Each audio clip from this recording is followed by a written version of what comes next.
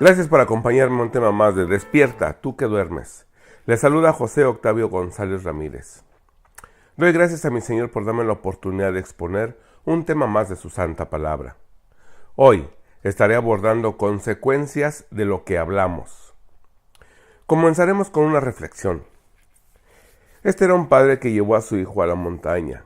Ahí, mientras el papá estaba preparando una fogata, el hijo se paró cerca del desfiladero y gritó: ¡Tonto!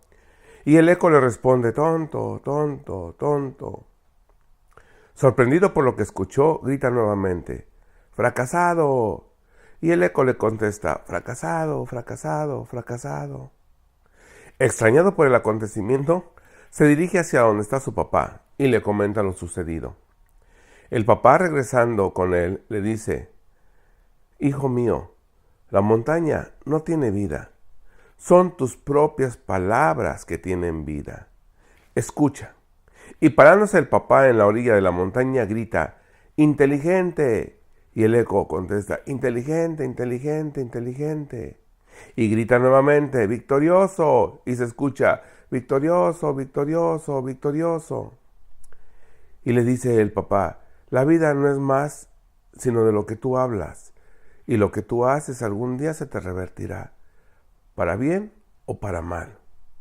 Por ello, hijo mío, debes de fijarte bien siempre lo que sale de tus labios. Lo que sale de nuestros labios decide por qué camino iremos. Dice el Señor en su palabra que de la abundancia de nuestro corazón habla la boca. Ahora, veamos un ejemplo claro en la Biblia del poder de nuestras palabras. Les contaré una historia ya muy conocida, pero que por demás nos da una gran lección. La mayoría de ustedes ya saben la historia de David y Betsabé, pero les resumiré y solo iré a los versículos bíblicos que estamos tratando. David, después de caer en pecado de adulterio con Betsabé, el siguiente paso es tramar el homicidio de Urías, elitita, el esposo de Betsabé. Después de la muerte de Urías, y una vez que Betsabé estaba embarazada, Natán era el nombre del profeta que estaba al lado de David.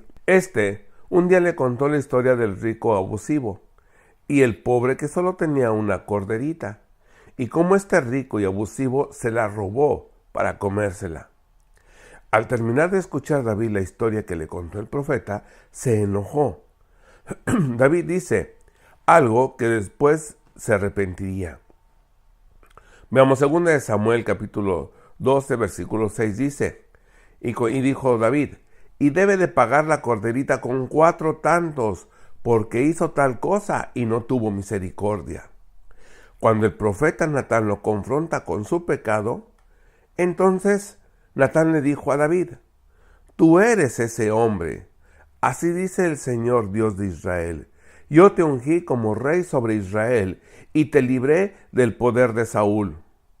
Te di el palacio de tu amo y puse sus mujeres en tus brazos. También te permití gobernar a Israel y a Judá, y por si esto hubiera sido poco, te habría dado mucho más. ¿Por qué entonces despreciaste la palabra del Señor, haciendo lo que a él le desagrada? Asesinaste a Urías elitita para apoderarte de su esposa. Lo mataste con la espada de los amonitas. Por eso la espada jamás se apartará de tu familia, pues me despreciaste al tomar la esposa de Urías elitita para hacerla tu mujer. Pues bien, así dice el Señor: yo haré que el desastre que mereces surja de tu propia familia, y ante tus ojos tomaré a tus mujeres y se las daré a otro. Lo que tú hiciste a escondidas, yo lo haré a plena luz, a la vista de todo Israel. He pecado contra el Señor, reconoció David ante Natán. El Señor ha perdonado tu pecado, y no morirás, contestó Natán. Sin embargo, tu hijo sí morirá, pues con tus acciones has ofendido al Señor. Versículo 18. 7 días después, el niño murió. Y aquí pagó David el primer tanto que él mismo declaró. Continuamos, 2 Samuel capítulo 13. Amón y Tamar. Pasado algún tiempo, sucedió lo siguiente.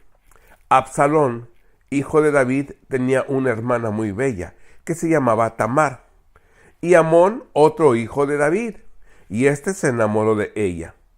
Pero como Tamar era virgen, Amnón se enfermó de angustia al pensar que le sería muy difícil llevar a cabo sus intenciones con su hermana. Amnón tenía un amigo llamado Jonadab, y déjenme decirles que aquí entre nos, yo les ruego a Dios que libre a mis hijos de esta clase de amistades o de amigos, si es que se pueden llamar amigos. ¿Pero qué? Pero continuemos. Jonadab le sugirió: acuéstate y finge que estás enfermo, y cuando tu padre vaya a verte, dile, por favor, que venga mi hermana Tamar a darme de comer. Quisiera verla preparar la comida aquí mismo y que ella me sirva. Así que Amnón se acostó y fingió estar enfermo. Y cuando el rey fue a verlo, Amnón le dijo: por favor, que venga mi hermana Tamar a prepararme aquí mismo 2 tortas y que me las sirva. David envió un mensajero a la casa de Tamar para que le diera este recado: ve a casa de tu hermano Amnón y prepárale la comida. Tamar fue a casa de su hermano Amnón y le encontró acostado. Tomó harina, la amasó, preparó las tortas allí mismo y las coció. Luego tomó la sartén para servirle, pero Amnón se negó a comer y ordenó: fuera de aquí todos. Una vez que todos salieron, Amnón le dijo a Tamar: trae la comida a mi habitación y dame de comer tú misma. Ella tomó la torta que había preparado y se la llevó a su hermano Amnón a la habitación. Pero cuando se le acercó para darle de comer, él la agarró por la fuerza y le dijo: ven, hermanita, acuéstate conmigo. Pero ella exclamó: no, hermano mío, no me humilles, que esto no se hace en Israel. No cometas tal infamia. ¿A dónde iría yo con mi vergüenza? Y la pregunta es: ¿qué sería de ti? Sería visto en Israel como un depravado, y yo te ruego, habla con el rey. Con toda seguridad no se opondrá para que yo sea tu esposa. Pero Amnón no le hizo caso, sino que aprovechándose de su fuerza, se acostó con ella y la violó. Pero el odio que sintió por ella después de violarla fue mayor que el amor que antes había tenido hacia ella, y le dijo: levántate y vete. No me eches de aquí, replicó ella. Después de lo que le has hecho conmigo, echarme de aquí sería una maldad aún más terrible. Pero él no le hizo caso, sino que llamó a su criado y le ordenó: echa de aquí a esta mujer y cierra la puerta. Así que el criado la echó de la casa y luego cerró bien la puerta. Aquí David paga el segundo tanto. Continuemos. Una vez que Tamar le contara todo a su hermano Absalón, esta desolada se quedó a vivir en su casa. El rey David, al enterarse de todo lo que había pasado, se enfureció. Absalón, por su parte, no le dirigía la palabra a Amnón, pues lo odiaba por haber violado a su hermana Tamar. Y así es como Absalón trama el homicidio de Amnón. Pasados 2 años, Absalón convidó a todos los hijos del rey a un banquete en Baal-Hazor, cerca de la frontera de Efraín, donde sus hombres estaban esquilando ovejas. Absalón, por su parte, le había dado instrucciones a sus criados: no pierdan de vista a Amnón, y cuando se le haya subido el vino, yo les daré la señal de ataque y ustedes lo matarán. No tengan miedo, pues yo soy quien da la orden. Ánimo, sean valientes. Los criados hicieron con Amnón tal como Absalón le había ordenado. Los criados hicieron con Amnón tal como Absalón les había ordenado. Entonces los otros hijos del rey se levantaron y, montando cada uno a su mula, salieron huyendo. Aquí pagó David el tercer tanto. Ahora vayamos al capítulo 15. Pasado algún tiempo, Absalón consiguió carros de combate, algunos caballos y una escolta de 50 soldados. Se levantaba temprano y se ponía a la vera del camino, junto a la entrada de la ciudad. Cuando pasaba alguien que iba a ver al rey para que le resolviera un pleito, Absalón lo llamaba y le preguntaba de qué pueblo venía. Aquel le decía de qué tribu de Israel era. Absalón le aseguraba: tu demanda es muy justa, pero no habrá quien te escuche de parte del rey.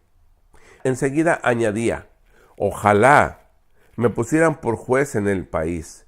Todo el que tuviera un pleito o una demanda vendría a mí y yo le haría justicia.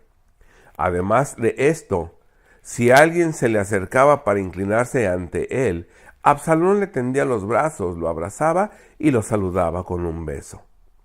Esto hacía Absalón con todos los israelitas que iban a ver al rey para que les resolviera algún asunto, y así fue ganándose el cariño del pueblo. Cuando Absalón emprendió la marcha a Hebrón,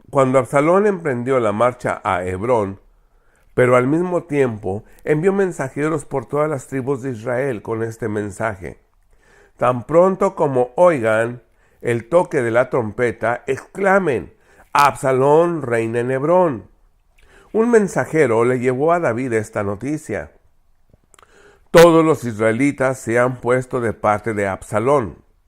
Entonces David le dijo a todos los oficiales que estaban con él en Jerusalén: vámonos de aquí, tenemos que huir, pues de otro modo no podremos escapar de Absalón. Démonos prisa, no sea que él se nos adelante, y si nos alcanza nos traerá a la ruina y pasará a toda la gente a filo de espada. Como diga su majestad, respondieron los oficiales, nosotros estamos para servirle. De inmediato partió el rey acompañado de toda la corte, con excepto de 10 concubinas que dejó para cuidar el palacio. Capítulo 16. Absalón pidió un consejo a uno que había sido amigo de David, acerca de qué es lo que debería de hacer ahora que su padre había huido. Ahitofel le respondió: acuéstese usted con las concubinas que su padre dejó al cuidado del palacio. De ese modo, todos los israelitas se darán cuenta de que su majestad ha roto con su padre, y quienes lo apoyan a usted se fortalecerán en el poder. Entonces, instalaron una tienda de campaña en la azotea para que Absalón se acostara con las concubinas de su padre a la vista de todo Israel. En aquella época, recibir un consejo de Ahitofel era como oír la palabra misma de Dios, y esto era así tanto para David como para Absalón. Y aquí fue donde David pagó el cuarto tanto que sentenció para el rico y abusivo, sin saber que se estaba sentenciando él mismo. Si piensas que tus palabras se las lleva el viento, déjame decirte que estás equivocado. Nada, pero nada lo que salga de nuestros labios se pierde. Todo lo recoge Dios.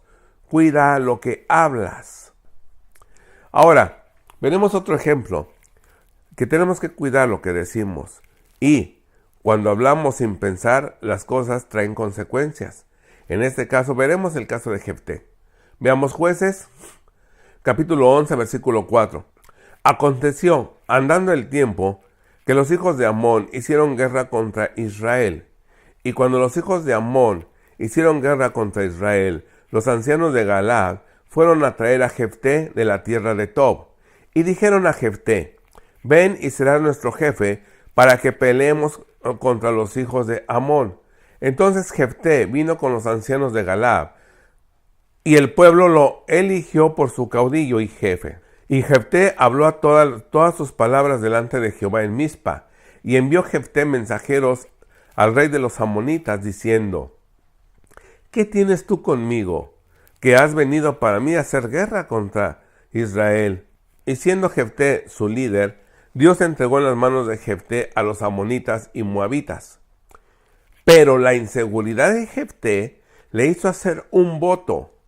Abrió la boca y dijo algo de lo cual más tarde lloraría. Continuamos. Y Jefté hizo voto a Jehová diciendo: si entregares a los amonitas en mis manos, cualquiera que saliere de las puertas de mi casa a recibirme, cuando regrese victorioso de los amonitas, será de Jehová, y lo ofreceré en holocausto. Y mi pregunta es: ¿quién le dijo a Jefté que abriera la boca? Ahora tendría que pagar un precio por su victoria entre los amonitas y moabitas. Cuando esa victoria Ya la tenía en sus manos de gratis, sin necesidad de hacer ningún voto. Pero continuemos. Y fue Jefté hacia los hijos de Amón para pelear contra ellos, y Jehová los entregó en su mano. Y desde Aroer hasta llegar a Minit, 20 ciudades, y hasta la vega de las viñas los derrotó, y con gran estrago. Así fueron sometidos los amonitas por los hijos de Israel. Entonces volvió Jefté a Mizpa, a su casa, y he aquí su hija que salía a recibirle con panderos y danza, y ella era sola, no tenía fuera de ella hijo ni hija. Y cuando él la vio, rompió sus vestidos, diciendo: «Ay, hija mía, en verdad me has abatido, y tú misma has venido a ser causa de mi dolor. Porque le he dado palabra a Jehová, y no podré retractarme». Pero, ¿cómo la culpa a ella? En la naturaleza del ser humano, cuando comete un error, busca a quien culpar, sin reconocer que él es el causante de ese error. Y Jefté le dice a su hija: «Ay, hija mía, en verdad me has abatido, y tú misma has venido a ser causa de mi dolor». Y la pobre hija, que sale a recibirlo llena de alegría, se sorprende por lo que escuchó, pues ella no sabe de lo que Jefté está hablando. Dolor, pero el dolor que él solo se causó al hablar cosas que no debió, porque le he dado palabra a Jehová y no podré retractarme. En ocasiones nosotros le damos poca importancia a lo que hablamos, o con lo cual podemos acarrear problemas. Por ello, nuevamente, yo te digo, cuidado con las promesas que le hacemos a Dios. Y se nos hace muy fácil no cumplirlas.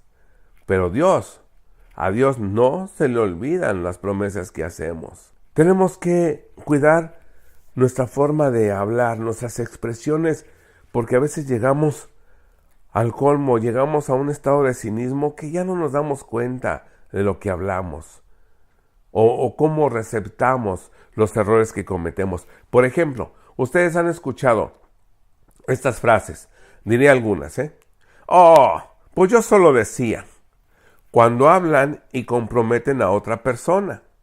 O, «Bueno, pues se me salió, hombre», cuando según alguien dice una verdad que no tenía por qué ni decirla ni tenía la autoridad para decirla.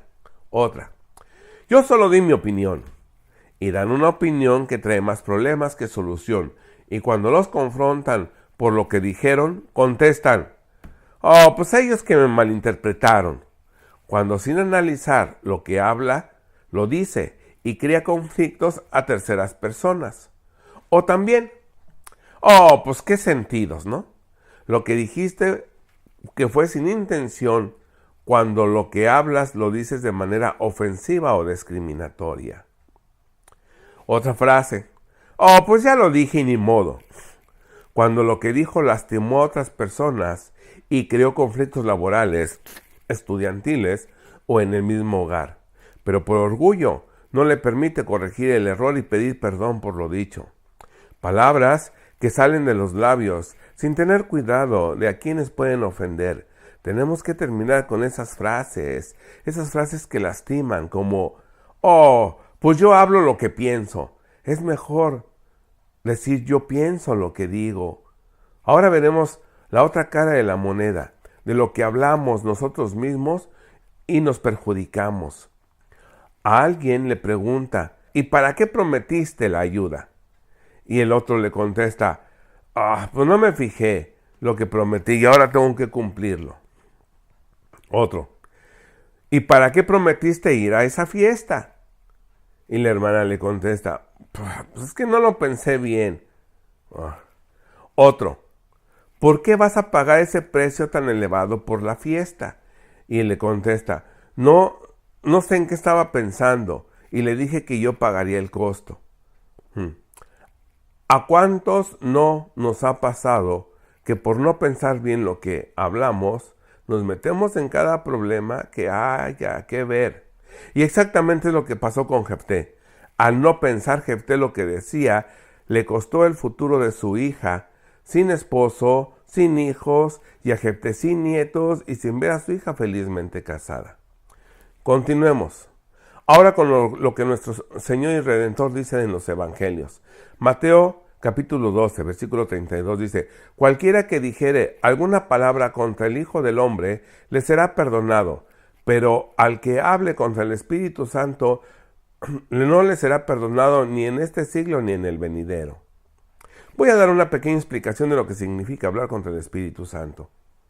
Mateo 9:33 dice: después de que el demonio había sido expulsado, el mudo habló y las multitudes se maravillaban y decían: jamás se ha visto tal cosa en Israel.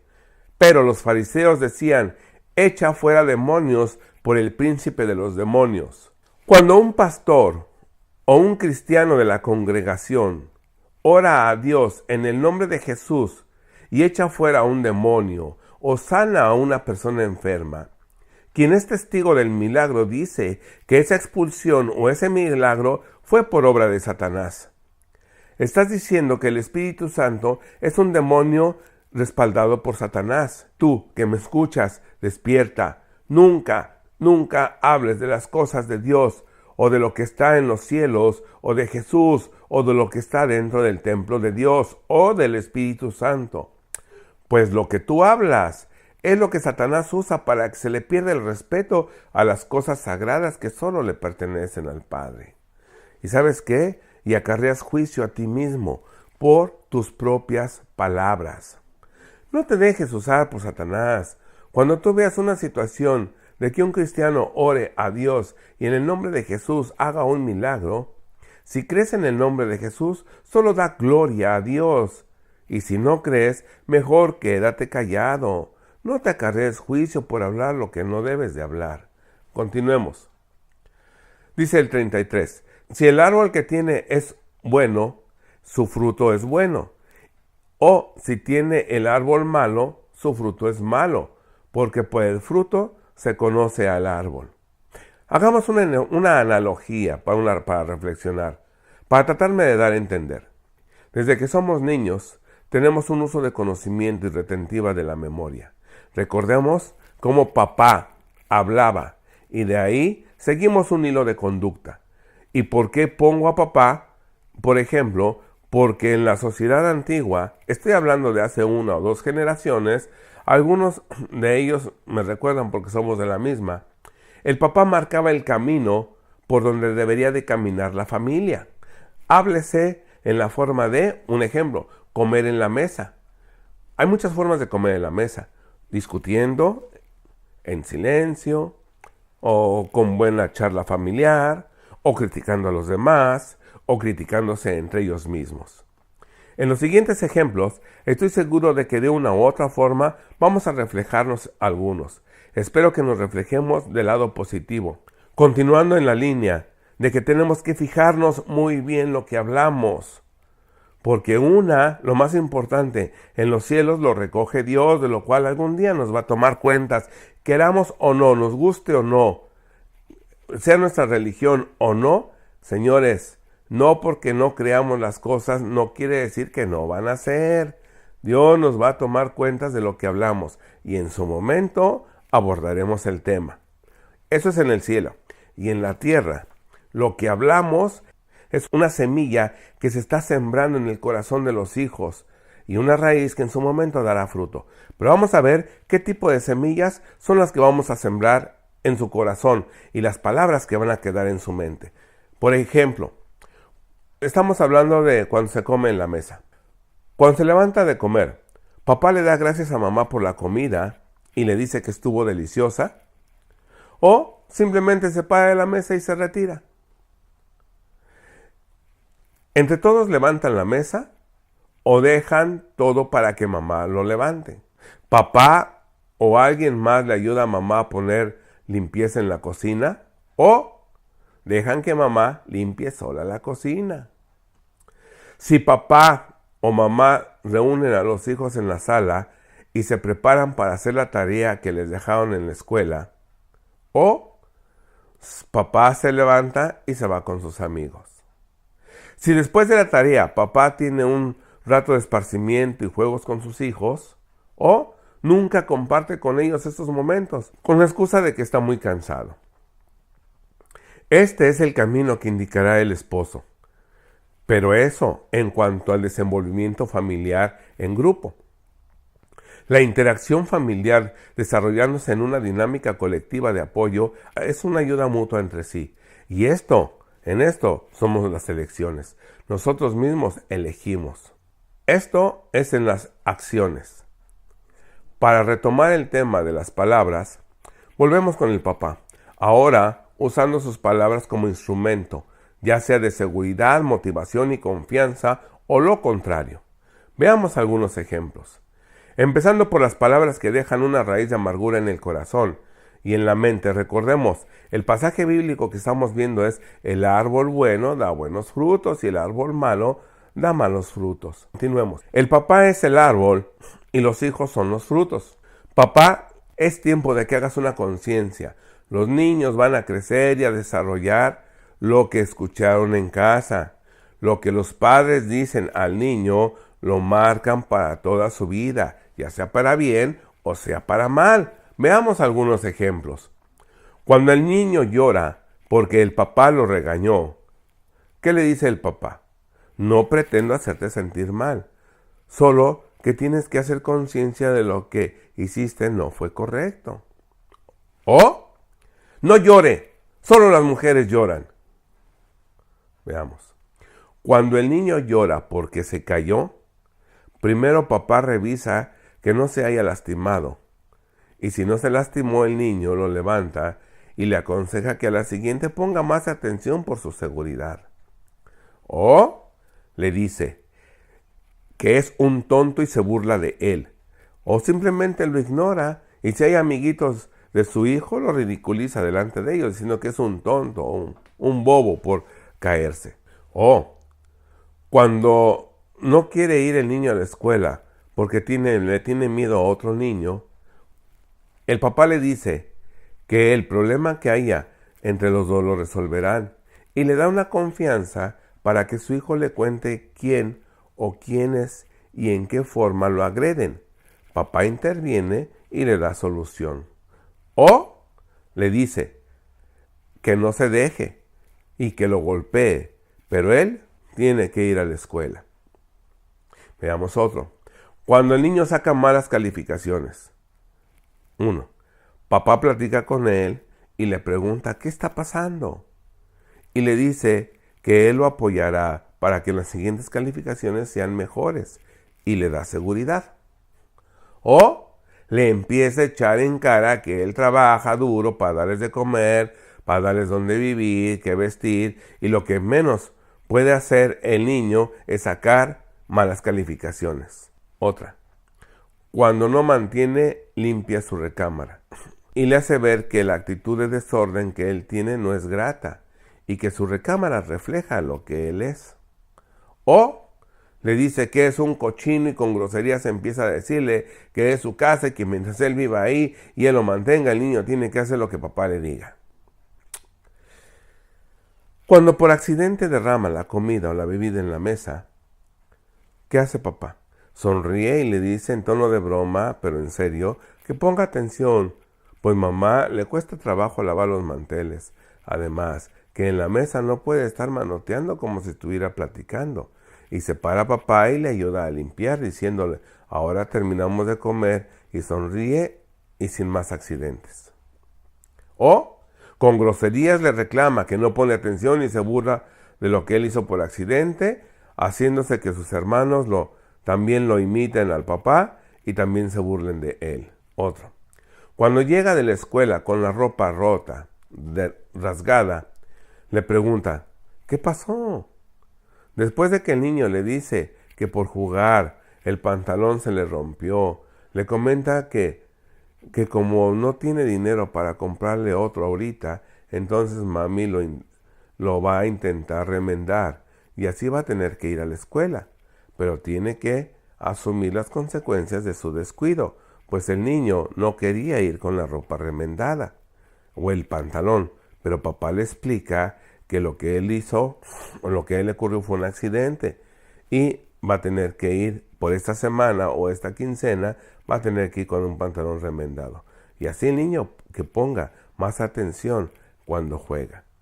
O le pregunta, ¿qué pasó? Y el niño le dice que por jugar fútbol por accidente se le rompió el pantalón. Papá le quita el cinturón, se quita el cinturón y le pega, mientras le dice que a él le cuesta mucho trabajo ganar el dinero y comprarle ropa, solo para que él jugando la rompa y para que al día siguiente lo piense 2 veces bien antes de llegar con la ropa rota. Vamos a ver otro. Cuando va a comprar algo y el niño pierde el dinero, te pones serio, le llamas frente a ti y le dices que ese dinero que él perdió le costó mucho trabajo ganarlo, que por favor ponga más atención porque a la siguiente será disciplinado, no a golpes, pero sí se le disciplinará. Y le haces resaltar que tú confías en él porque él es muy inteligente y sabes que esto no volverá a ocurrir y le das un abrazo para confortarlo. O le gritas y le dices que es un idiota y lo sigues insultando, te quitas el cinturón y lo golpeas, mandándolo a la calle de regreso a que busque el dinero. Y a ver cómo le hace, pero él tiene que regresar con lo que se le encargó y con el cambio. ¿Sabes, papá, con esta actitud a qué estás orillando al niño? Pero en fin, continuemos. Cuando las manualidades que intenta hacer no le salen bien, como carpintería, pintura, plastilina, le dices que lo felicitas por lo bien que le quedó y que le quieres ayudar, si es que él lo necesita, aun sabiendo que lo que hizo no le quedó bien, pero lo motivas y le propones unas ideas que tú tienes y le das tu opinión de cómo podía quedar mejor. O le dices que eso que intentó hacer le quedó deformado y te burlas de su trabajo, comparándolo con otros niños o con sus hermanos, que a ellos sí les quedó bien. Veamos otro ejemplo. Cuando el niño se quiere acercar a ti para abrazarte y darte un beso, lo recibes con amor y lo aceptas el beso y le dices que tú también lo amas y que siempre estarás ahí con él cuando él lo necesite. O lo retiras de ti y le dices que se comporte como un hombre, que los hombres no se abrazan ni mucho menos se dan besos en la mejilla, que esa acción no es de hombres y te levantas dejándolo triste. Cuando el niño te dice que le gustaría ser grande, famoso, futbolista, gran doctor, etc., le dices que él es muy inteligente y cualquier cosa que intente hacer, él lo logrará, que siempre contará con tu apoyo en el deporte o en la profesión que él escoja. Tú siempre estarás respaldándole. O le dices que despierte, que los deportistas tienen un talento que él no tiene y los profesionistas no son muy inteligentes y él no lo es. O que ese deporte o profesión que él desea es muy caro y que nunca podrá hacerse ese deporte o pagar esa profesión. En estos ejemplos, quiero decirles que va implícito el sello de Dios y el otro, el sello de Satanás. El de Dios, porque nuestro Creador siempre nos motiva, nos consuela, suple nuestros deseos cuando están bien encausados y está conforme a su voluntad. Cuando cometemos un error, Él nos perdona. Cuando queremos demostrar nuestro amor, Él siempre lo recibe y se goza. El primero que siempre les daba es el amor implícito de Dios en el papá. Y el segundo, el sello de Satanás en los papás, es que Él siempre quiere ver a los hijos de Dios frustrados, llenos de ira, que siempre insulten, que siempre se agreden, que siempre se burlen de los demás. Y sobre todo, es que es un especialista en hacer sentir unos fracasados y estúpidos a los hijos de Dios. Tú que me escuchas, esta es una verdad que se vive el día de hoy con los jóvenes. Mi pregunta es, ¿cuál de los dos papás eres tú?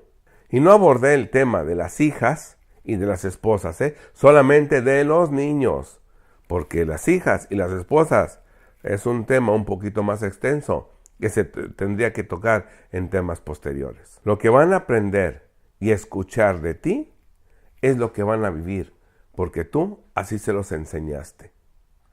Muchas personas se espantan porque en ocasiones se escucha predicaciones con palabras fuertes, sin caer en la vulgaridad. En lo personal, cuando tengo que dar un mensaje, También tomo en ocasiones la decisión de hablar de una manera clara y fuerte. Continuando con el mismo capítulo de Mateo, ahora iremos a versículo 34. Generación de víboras, ¿cómo puede hablar lo bueno siendo malo? Porque de la abundancia del corazón habla la boca. Nadie puede dar lo que no tiene. Si un hombre o una mujer tiene su corazón vacío de amor, pero lleno de injusticia, de maldad, avaricia, codicia, amargura, odio, sed de venganza, frustración, donde todo lo que pasa a su alrededor le parece carente de sentido.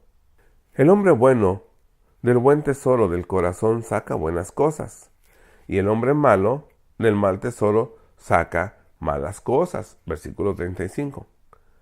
¿Cómo puede hablar lo bueno como amor, misericordia, perdón y justicia, si en su corazón solamente hay lo malo? Los frutos malos de la mala semilla sembrada. Es eso nada más. Lo que hemos escuchado, lo que se ha dicho anteriormente, son la semilla que papá sembró cuando el niño estaba en su casa. Ahora esa semilla ya dio los frutos malos de la semilla sembrada. Versículo 36. Mas yo les digo que toda palabra ociosa que hablen los hombres, de ella darán cuenta en el día del juicio. Porque por todas las palabras serás justificado, y por tus palabras serás condenado.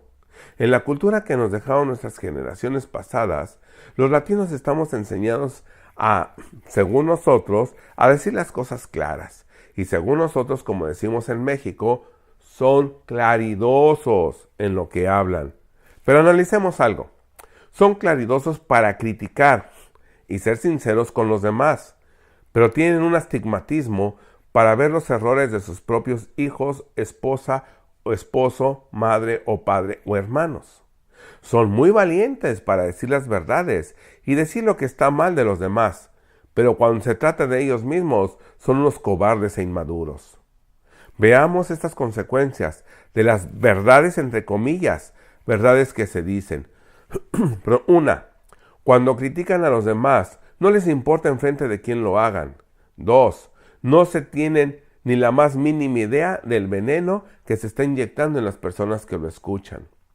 Y 3, no se dan cuenta cómo están apuñalando a la persona que critican. Por favor, escúchenme. Una bofetada o un puñetazo que tú le des a una persona duele y se hincha o sangra. Pero pasa.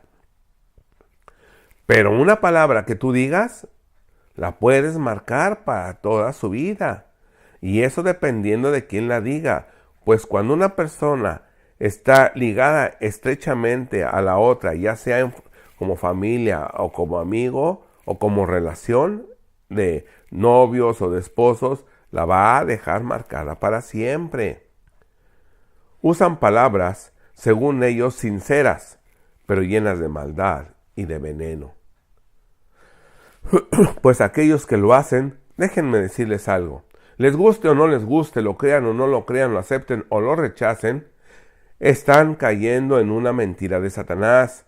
Algún día darán cuenta a Dios de sus palabras, como lo dije anteriormente, lo vuelvo a repetir.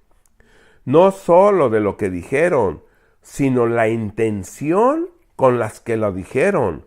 Porque si hay alguien quien conoce el corazón del hombre, es su Creador. Y para esto vayamos a Santiago capítulo 3.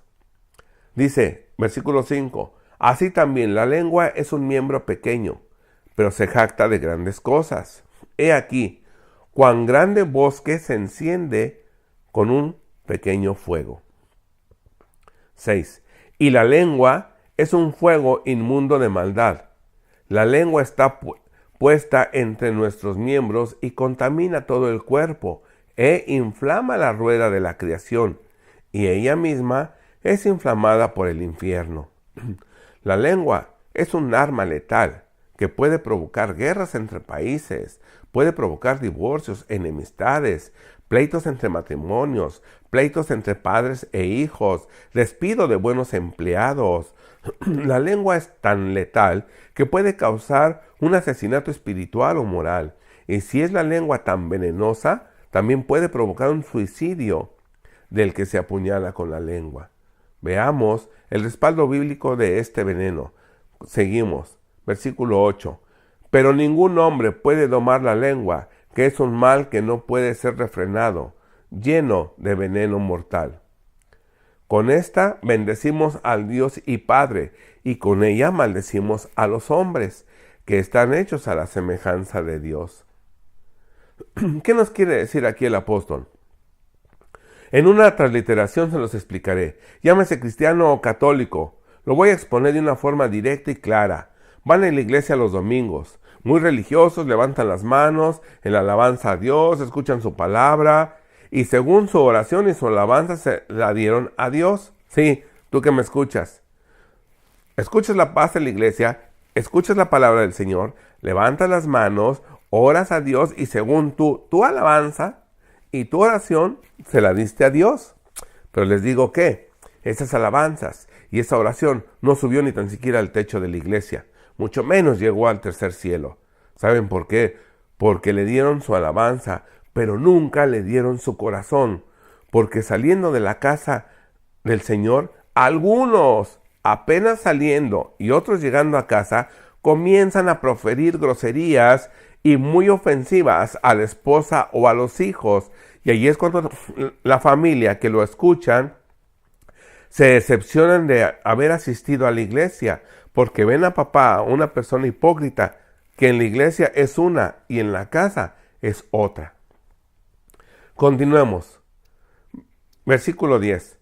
De una misma boca procede bendición y maldición. Hermanos, esto no debe de ser así. ¿Acaso alguna fuente hecha por una misma abertura, agua dulce y agua amarga? Jeremías 17, versículo 9. Engañoso es el corazón más que todas las cosas, y perverso, ¿quién lo conocerá? ¿Cuántas veces hemos escuchado de mujeres la expresión de mi corazón me engañó? Sentí que ese hombre era el ideal para mí, qué arrepentida estoy. O en el corazón no se manda y estoy enamorada de ese muchacho, pero mi conciencia sabe que él es casado. Y aún así mi corazón me dice que lo busque. No, que si es engañoso, miren. Hay otro. Alguien le gusta apostar y dice, tengo una corazonada que en tal carrera de caballos apostaré toda mi quincena. Estoy seguro, el corazón me dice que voy a ganar. ¿Y saben qué? Apuesta todo su dinero y no gana ni tan siquiera para la gasolina de regreso. Y una vez más, corazón engañoso. Veamos otro versículo bíblico.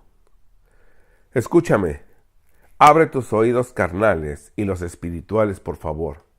Así dice la palabra de Dios. Versículo 10. Oh Jehová, que escudriña la mente, que pruebo el corazón para dar a cada uno según su camino, según el fruto de sus obras. Lo que pienses de todo lo expuesto aquí será lo que marque tu futuro aquí en la tierra y después en la eternidad.